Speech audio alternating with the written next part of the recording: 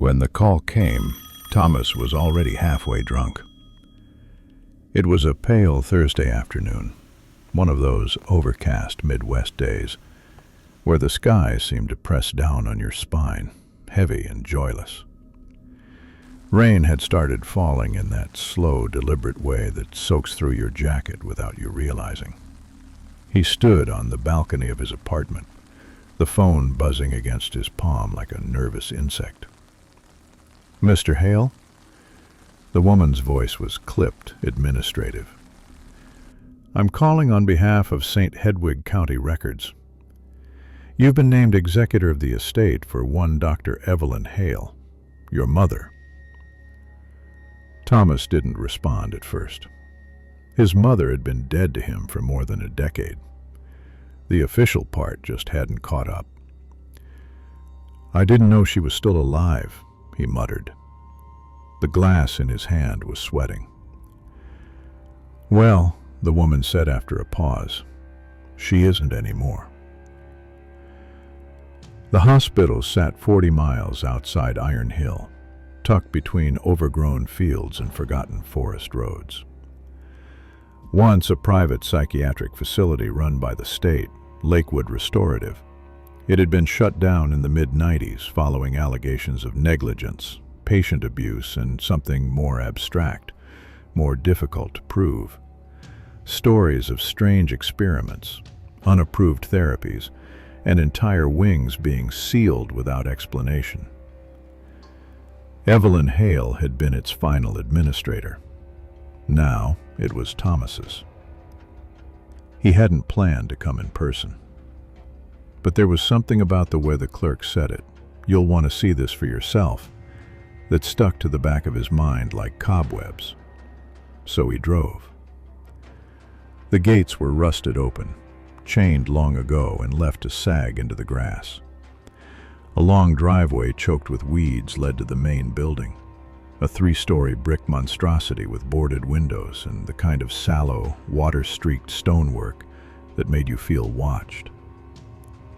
A sign dangled from one rusted chain.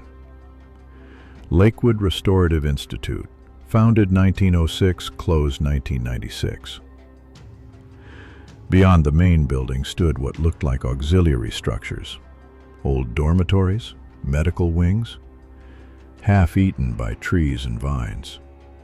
It felt like walking into preserved trauma. Inside, the air smelled of paper rot, wet dust, and something else, something chemical. Not quite bleach, not quite formaldehyde, a memory scent hovering just outside recognition. He moved slowly, flashlight dancing across mottled wallpaper and hallways filled with peeling paint, gurneys tipped on their sides, and occasional scrawlings in faded chalk. "Be quiet. It can hear. Don't go to the mirrors. Evie wants to see you." He froze at that last one, Evie. Only a handful of people ever called his mother that.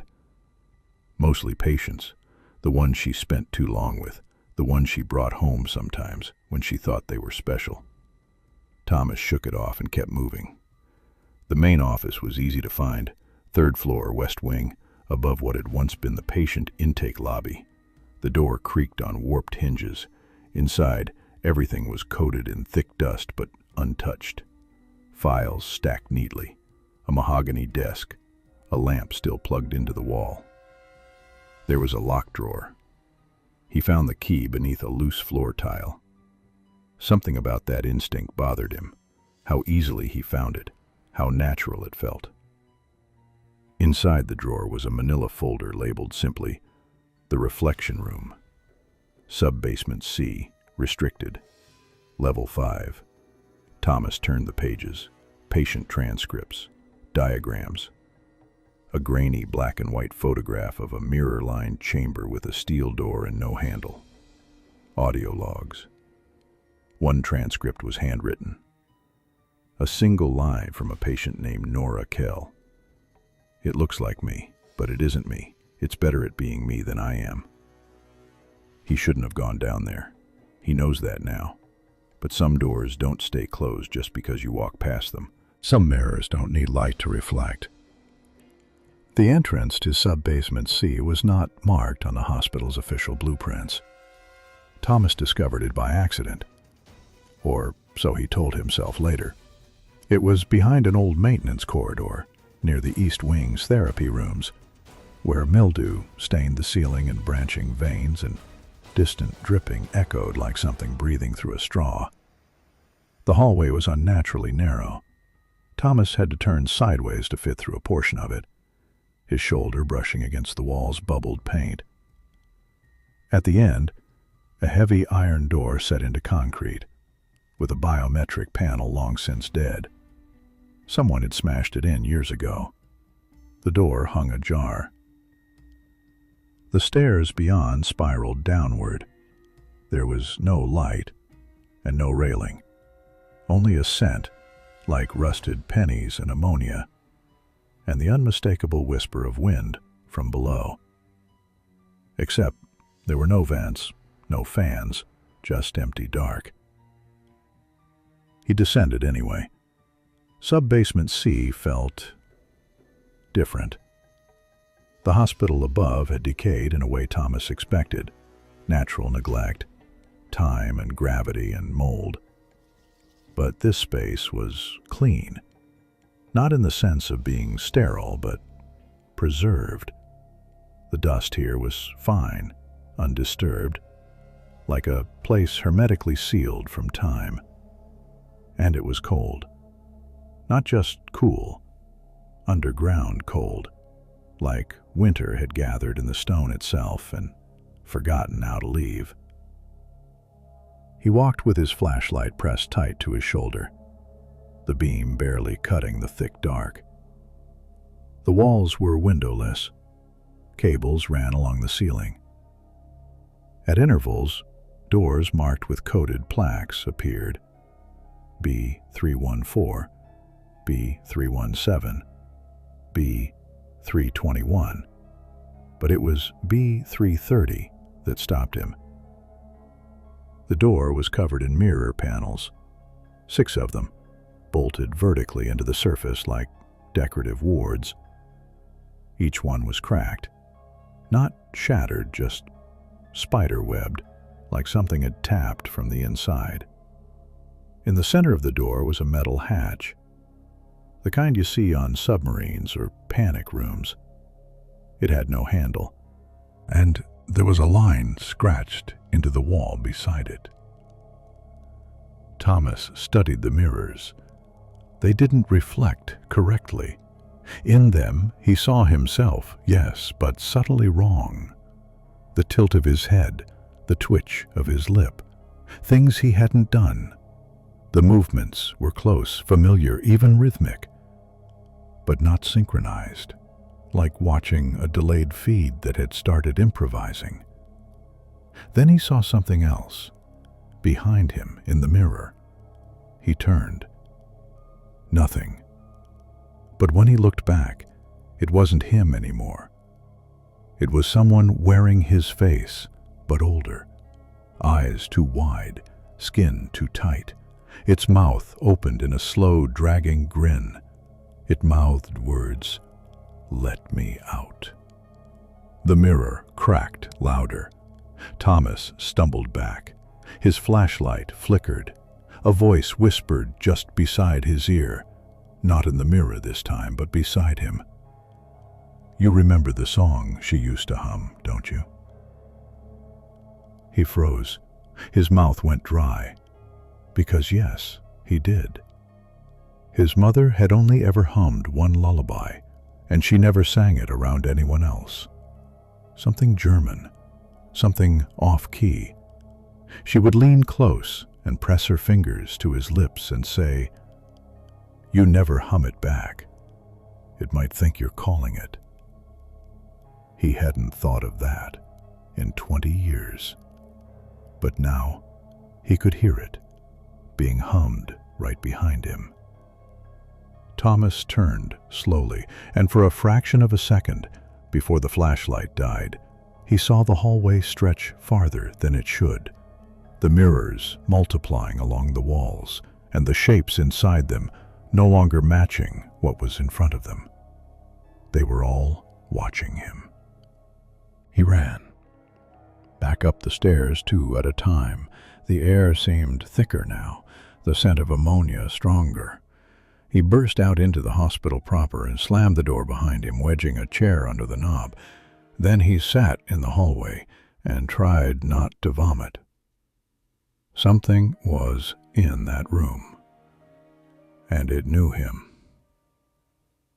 That night, back in the temporary apartment the county had set him up with while he assessed the estate, he dreamed of mirrors, thousands of them, and something crawling on the other side. The next morning the door was open again. Thomas didn't go back to the reflection room for 3 days. Not because he stopped thinking about it, quite the opposite. He thought about it constantly. It was like a splinter had buried itself behind his eyes, warping how he saw the world. Every time he caught his own reflection, in the bathroom mirror, in a puddle, in the dark gloss of his phone screen, he paused, waiting to see if it would flinch first. Sometimes he swore it did. The apartment offered no safety, not really. The mirrors were smaller here, sure, easier to avoid, but there were other signs, like the humming. It started softly at first, always in the other room, always fading by the time he entered. He unplugged the TV, the fridge, turned off his phone. Still, it came. The same melody, off-key, fragmented, sometimes reversed, sometimes slowed down, stretched out like molasses across a razor blade. On the 3rd night, he ripped the bathroom mirror off the wall. There were fingerprints on the back, from inside the glass. He returned to the hospital the next morning, sleepless and shaking, cradling a thermos of black coffee and a crowbar. He didn't go back to sub-basement C immediately. Instead, he went to records. The hospital's archive was in the eastern wing, behind a warped fire door and 3 inches of dust. Rows and rows of yellowed manila files, moldy film reels, and cracked cassette tapes sat waiting, untouched since 1996. He spent hours cross-referencing patient IDs from the reflection room file he'd found in his mother's desk. One name came up again and again: Nora Kell. Admitted 1993. Discharged? Never. Marked transferred to an unspecified research unit. Thomas pulled her file. No photograph, just a clipped note. Subject displays advanced mimicry syndrome. Unclear if symptoms are psychiatric or paraphysical. Requests to isolate from mirrors have escalated to self-harm and mutism. Referral to level 5. Approved. He flipped the page. There was a drawing, childlike, frantic, scribbled in red crayon. A girl with no eyes, standing in front of a mirror. Her reflection was smiling. Thomas heard footsteps behind him. He turned, heart in his throat. No one. But something tugged at the edge of his coat, a tug that should have been impossible, as though someone had grabbed his reflection from its side and yanked. He ran a hand over his face. His skin felt wrong, damp, as if something had breathed on it while he wasn't paying attention. He gathered the file, stuffed it in his bag, and left the records room without looking back. The hallway lights flickered as he passed. That night the dreams returned, but this time he wasn't in the reflection room.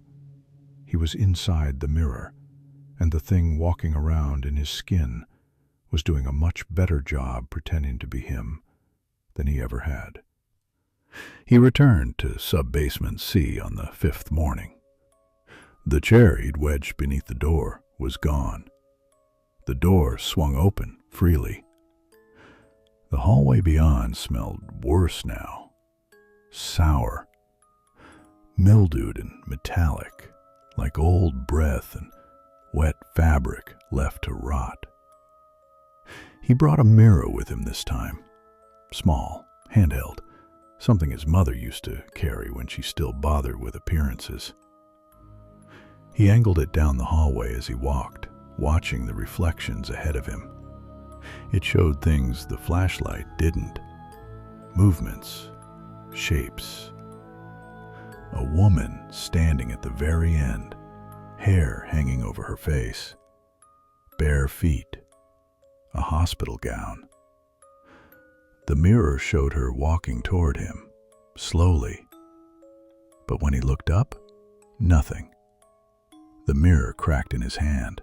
The reflection room door was fully ajar now. No hatch, no locking mechanism, just an empty frame and 6 shattered panels.